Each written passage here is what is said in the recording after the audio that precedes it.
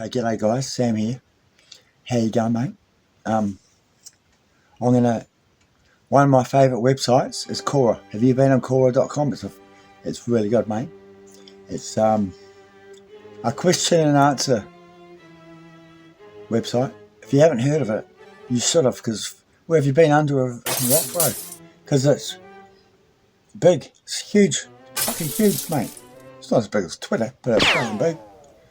I'm not actually on Twitter, but I'm on Quora. I've got a big profile on Quora. I've been on here for years. It's kind of like YouTube, mate. Look into it, but it's not videos. It's just shit. I'll read some of my answers. Okay. So what have we got here? So this is a recent one. I just did this August 20th, so last week. And the question was, I got it to my email. It was like some people were personally asking me to answer these questions. Okay. So the question was, I'm experiencing a transformation urge. I have the urge to transform into something different, something beyond human. Can you explain this feeling? Okay, that's what the question was they asked me. So, and this is my answer, bro. It is your true self, the self behind the self you know. This self is who you truly are. Only spiritual gurus with many years of dedicated inward meditation practices penetrate into glimpses of the self. You will no doubt transform into it as you pass, but there is no rush. In the meantime, make the most of the self you know and have the ability to know more as you navigate this life. There is still a lot of untouched potential within the everyday self you are in touch with now. Become the best version of yourself, as they say. Concentrate on that for the meantime.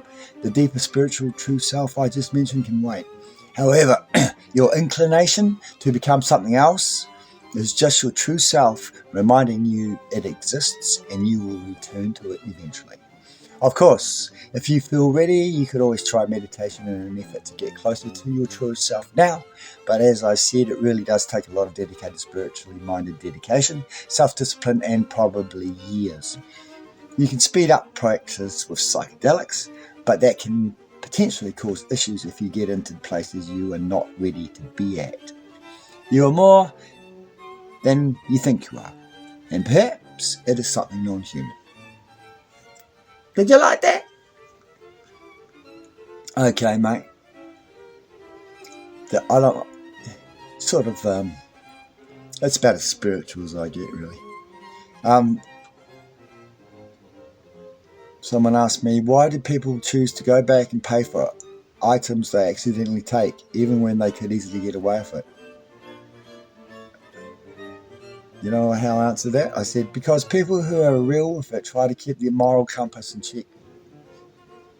Bro. That's what I fucking said. Because that was a silly question. Next one. What makes receiving appreciation from strangers online, as seen on Quora, so rewarding and comforting for people? My answer? Receiving appreciation from others, whether online or off, is usually a rewarding experience for anybody. Online, offline, makes no difference. As long as it's genuine appreciation, that's great. Next, why do most people think that hurting a bad person makes someone a good person? I quite like that question, I say. Good question. I think there are a few reasons for why this happens. We have a lot of inert negative energy.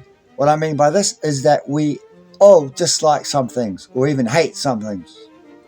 And those things are usually minor disagreements, unjust bias from others, unjust anything that we have an interest in, and so forth. All of these things usually go unchecked, so to speak. We just put them aside and carry on. What happens is that all of these things bottle up, they accumulate, stay with us, in our subconscious, unconscious, or even our conscious.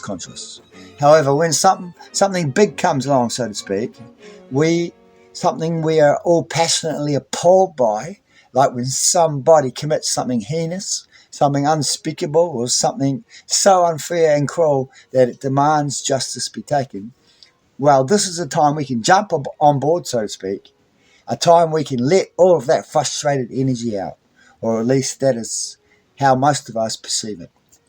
And then suddenly we find out that justice has indeed already been taken. Somebody has already hurt that person who did those horrible things. Oh my God, now we can really let go, for we know many others will also be doing the same. And it is because of this knowing, this joining of brewing anger, that when we find out justice has been taken out in a way we all felt like doing ourselves but never did or would never do, that we are able to instead put that person who did it on a pedestal. We not only make this person good, we make him a freaking hero.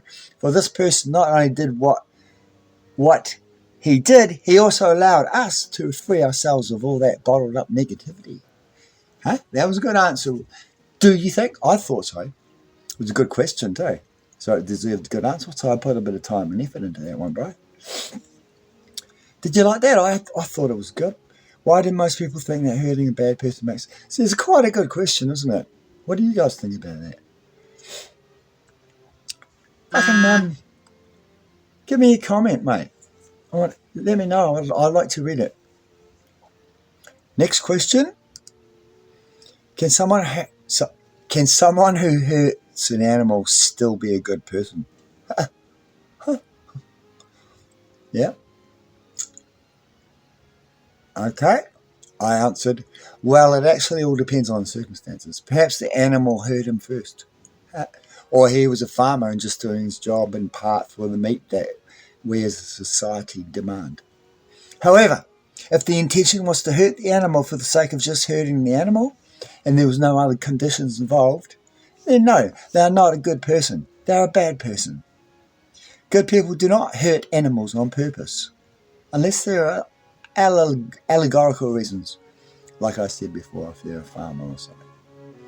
You must remember, life is dynamic. It never sits still, so there's no reason why things have to stay that way. Perhaps he can become a good person once again. That is assuming he was a good person before. Come on, I'm joking. Of course he was once. We were all a good person at least once, weren't we? That was kind of a joke, that one. But good people don't fucking hurt animals, mate. Not on purpose. I love animals. I'm a fucking animal lover. I've got dogs, remember. Got 2 chihuahuas. I've always had dogs. I've had fucking bulldogs. Up until I've had... The last 2 dogs I've had is chihuahuas. But all before that, bulldogs. And when I mean bulldogs, I mean fucking staffies. If there was a God, what would you say to him? I've got a fucking cold, sore throat. Got a cold. If there was a God, what would you say to him?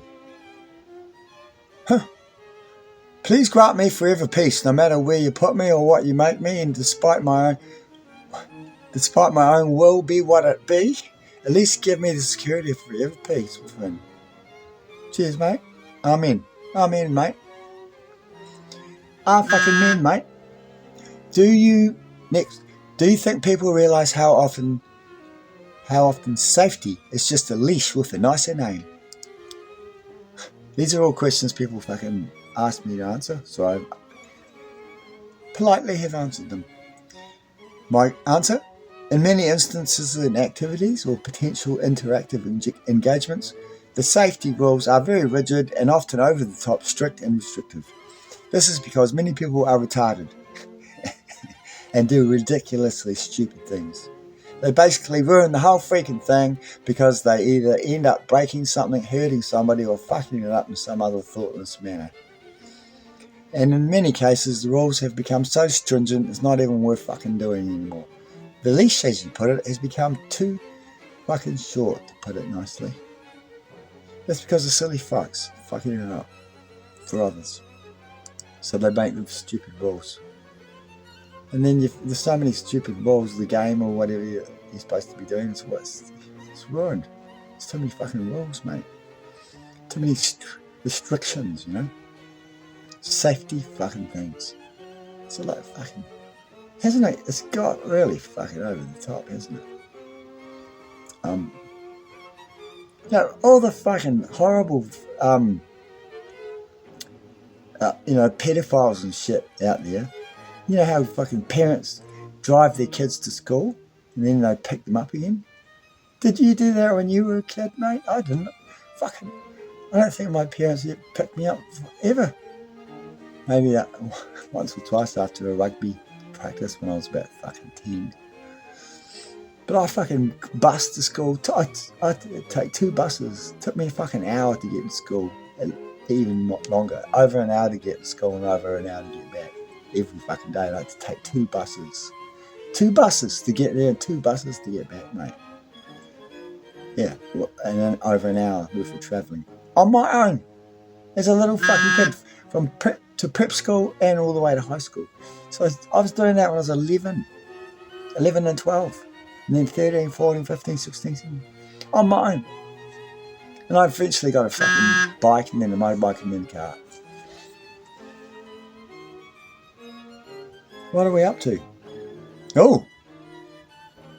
This is a good, hard question. Is human morality innate or shaped by society? What do you believe? My answer? It's both. And sadly, the innate side of it can be overwhelming by conditioning. Sometimes, if the morality of a culture, custom, religion, or other goes against the innate qualities of morality, which we're all born with, those innate qualities can become altered, twisted, corrupted, or even abolished. What we live among, societal, but especially family, can overwhelm our best born with qualities. It happens all the time, and people can really become quite twisted because of it. However, if our innate moral compass aligns with how we are brought up, and the society we live among also aligns, we can grow up to be well prepared for life with a healthy, compassionate, and moral compass intact. Thank you. Next question. What masks do we wear, even when we think we're being authentic? Answer. Authentic behaviours wear only transparent masks. The false self can be seen, yet rarely ever is. Discerning eyes may see the authentic self in another, but only if they take the time and patience to see. For as I said, there is a mask. If there is a mask at all, it will be transparent. Because fucking authentic people don't wear masks. Okay? Next question. Can you tell us your weaknesses and why? Oh, do I have to? Okay, here's my answer. Not good at saying no. I often give to those who don't appreciate it, and also many have taken advantage of me. That's true.